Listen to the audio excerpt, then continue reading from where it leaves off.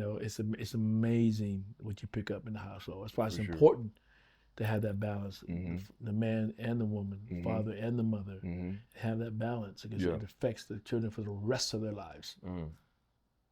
What's something that, this may be a deeper question, Mm-hmm. but what's something that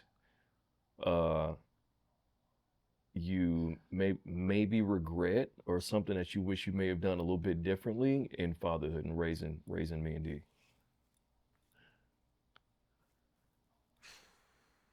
I think the thing that I was most concerned, I really wasn't concerned about, loving you and pouring into you. That wasn't my concern. My concern was providing for you. Mm.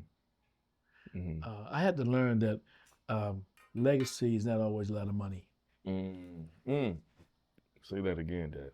Legacy is not always leaving your children with a lot of money. Yeah. And I was hearing that constantly, and but I looked at my life and said, Lord, I'm doing what you told me to do. Yeah. Hoping that one day, at that time, you had the mindset, maybe you'll blow up. Yeah. But Yeah. yeah, providing was my main thing, Mm. and it was a burden for me because my wife, she was working, I was traveling. Yeah.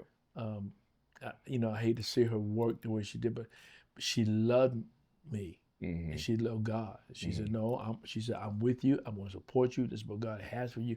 I could not have asked for a better woman. Yeah.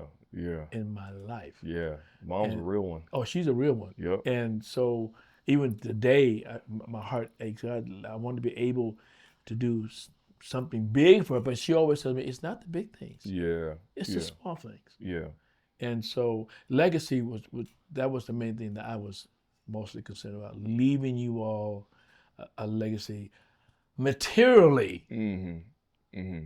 But then I stopped and thought, my father, only thing he left us was his pension or his Social Security. Yeah.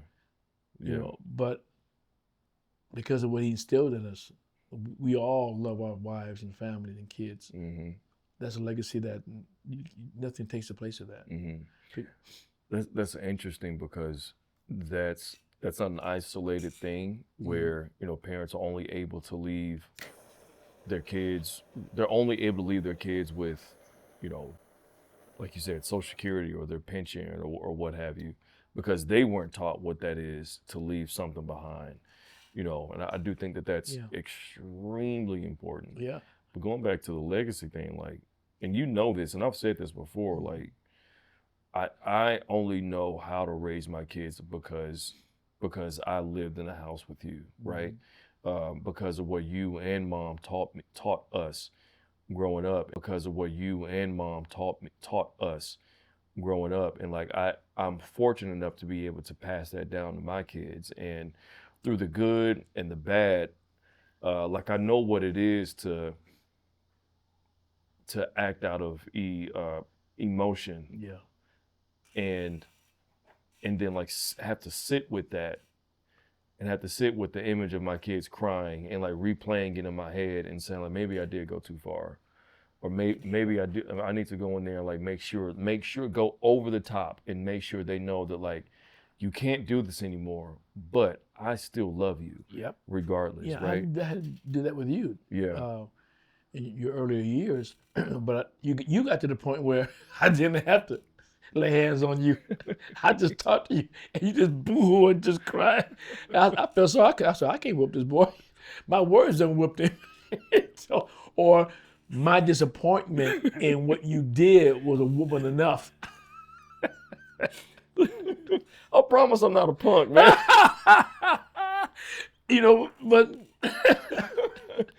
but that's. I think I only whooped you maybe 5 times out of your life. Really? I'm serious. I remember the last one I got was because of my grades. I was in 6th grade. Oh, okay. But I don't remember none before that. Yeah. So you could just be making this up right now. No, I got that skin. No, I got that skin. But I got that skin. Yeah, I got that skin. Because we wouldn't be whooping the clothes on. I wanted you to feel the pain. I got that skin. It's crazy. I've never heard that before. I wanted you to feel the pain. Yeah, I remember. Yeah, And I did. got that from my mom, because my mom, you know, she didn't whoop no clothes on. Mm-hmm. Take those pants off. Mm-hmm. And she whooped us with extension cords. And see that, and that's That's child abuse right now. But yeah, for real. Jesus. yeah. She was back in those days. They didn't play. Yeah. Extension cords, branches off of trees, broomsticks, or whatever.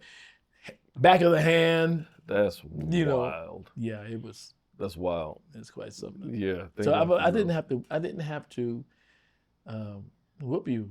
Yeah. When you got old, I just didn't have to. I just talked to you. Yeah. Now Dee Dee was a different. Yeah. Dee Dee My was a different sister. ballgame. My sister. Look, she's gonna watch this. I know. And she's gonna be like, okay, here we go. But you know what? When I look at Dee Dee, because of how we raised you, how the Lord helped us to raise you, I look at how she's turned out.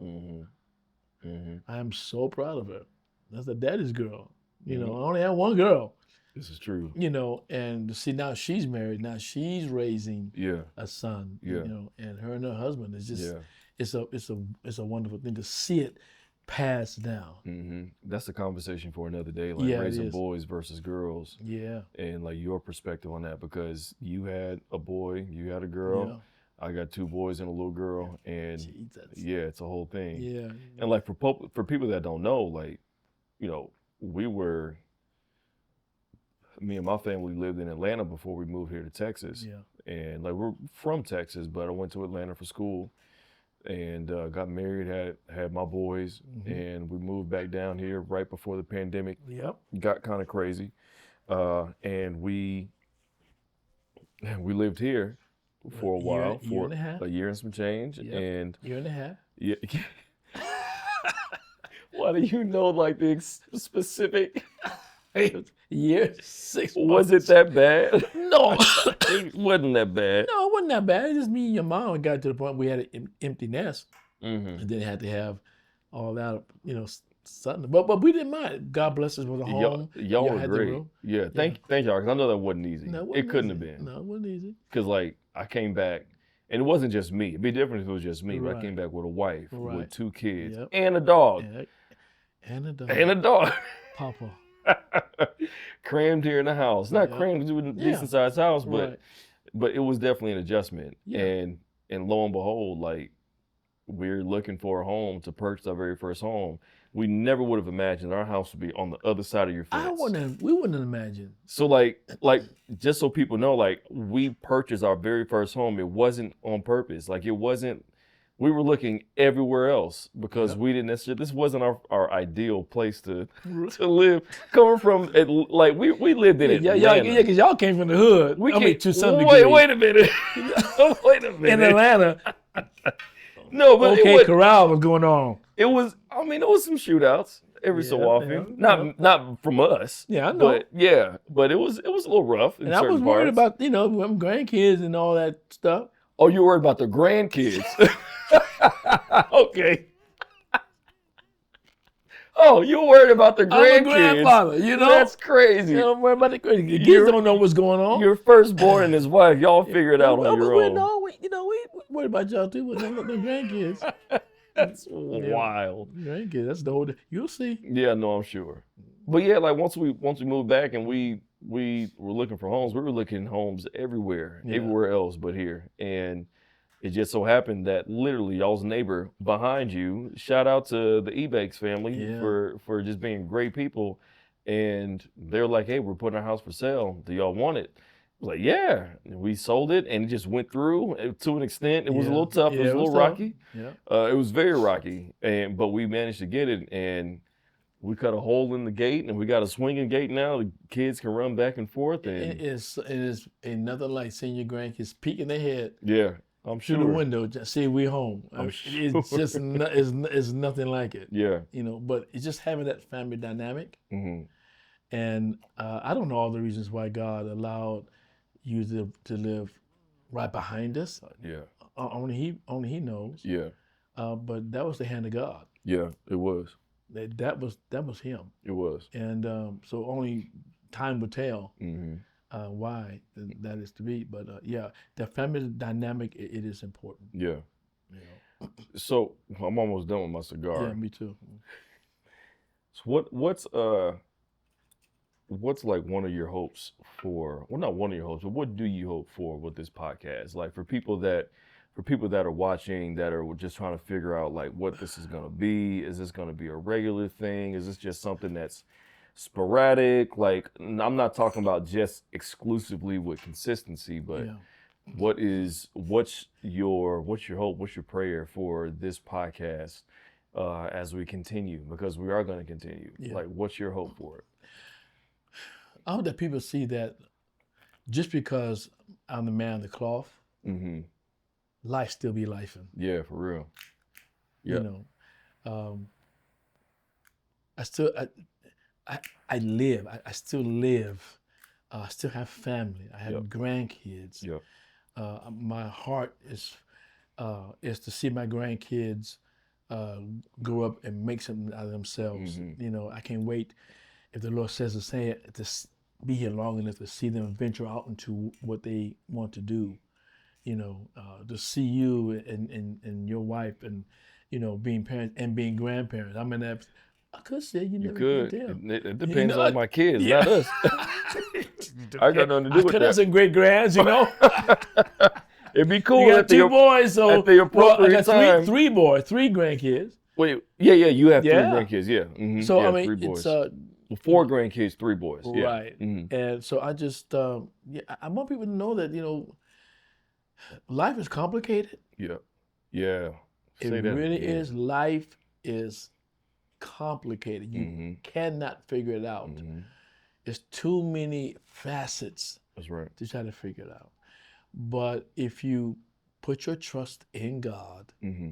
and realize that He loves you, He works things out in a way that you could never, you wouldn't fathom. Yeah. You know how God works things. So Yeah. I want people to give people hope that in this chaotic world that we live in, Yeah. there are still people, you know, that have relationships. Everybody's not crazy. Mm-hmm. You know, just the father and the son dynamic is still strong. Yeah, it is. Even though the media may show the opposite, Mm-hmm. but there are people out here that love life, love family, Yep. you know, love being the father, love being the provider, the man, the Yep. husband, Yep. you know, the grandfather, and that they will give their lives for that, to leave that legacy. Yeah. You know, I don't know how much longer I'll be here if my grandkids look back and say, "Papa, do you remember?" Yeah. Yeah. You know, and I know people going out with dementia now. Pray to God, I don't want to go out that way. I want Right. to remember. Right. But I that's what I want people to know, Mm-hmm. that there is still hope For sure. For sure. in this world. Yeah. And you can't, if you zero in on the chaos, if you zero in on the chaos, it's going to throw you for a loop. That's right. That's right. But if you zero in on the fact that there is a God that loves you and cares for you and wants the best for you and to heal you of your trauma and pain, Yeah. He's here.